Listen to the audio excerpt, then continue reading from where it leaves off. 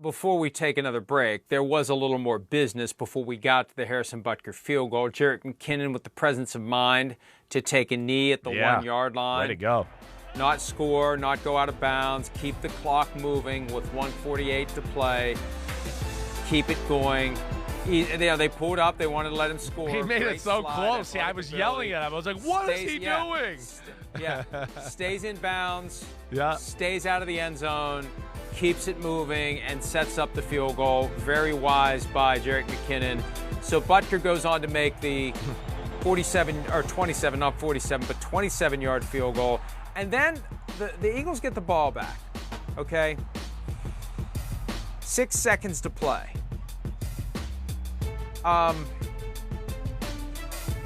And I was joking in the press box, are they going to bring out one of the skill position players to play center for the Stanford band play? They had it on, where did they have it? They had it on their 36. They were 64 yards away from pay dirt. That's a little too far for a Hail Mary. Yeah, and you better have a Josh Allen or a Patrick Mahomes or somebody like that to think you're going to get Hail Mary from there. And when you have a Jalen Hurts who's had a shoulder injury for the past couple of months that still doesn't seem completely right, and we're going to wait this week to see whether or not there's a report that he's having surgery on that shoulder, it was just that, as John Madden used to call it, the last shot out of a Roman candle. What was it going to do? If anyone had even been close to it from the Eagles, they're not going to catch it and have time to lateral it or do anything.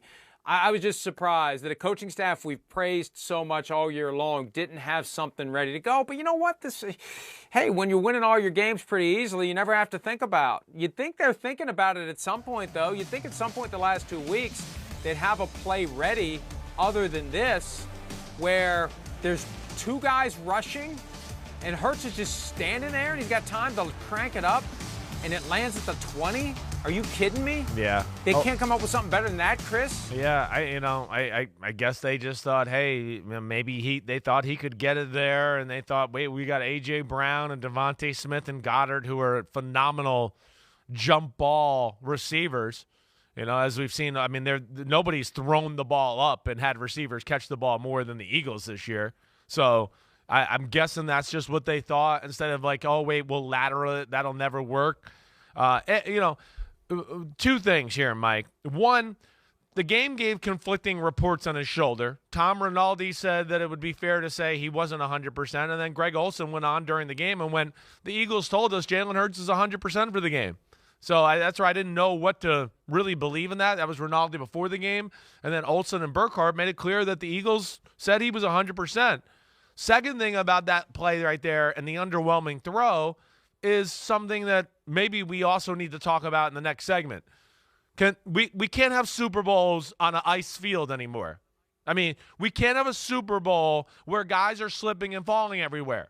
It's supposed to be the game of games, and the field's supposed to be perfect. It's supposed to be the last thing we're worried about is the field. And we got people slipping and falling all night long. And on that play right there, that's why he threw the ball less than. As he went to put his foot in the ground, as you could see, he slips, and that leads to not even getting close to the end zone. But that was annoying. But either way, Mike, they were up against it with 6 seconds left. It just shows you how exciting the game was that we've gone 75 minutes without mentioning how bad the field was. But the field was an embarrassment to the NFL last night. It was an embarrassment to the Super Bowl. It was a safety hazard for players, and it kept us even. It's amazing they scored 73 points given the condition of the field. So credit to the players to do their best to overcome it, but that never should have happened. We'll be talking about that later in the program. We do want to give Jalen Hurts praise, though. We're going to take a break, and when we come back, a guy who did everything in his power to try to win the game for the Philadelphia Eagles, and the future is bright for the Eagles and Jalen Hurts. We'll talk about the things Hurts did well when PFT Live continues right after this.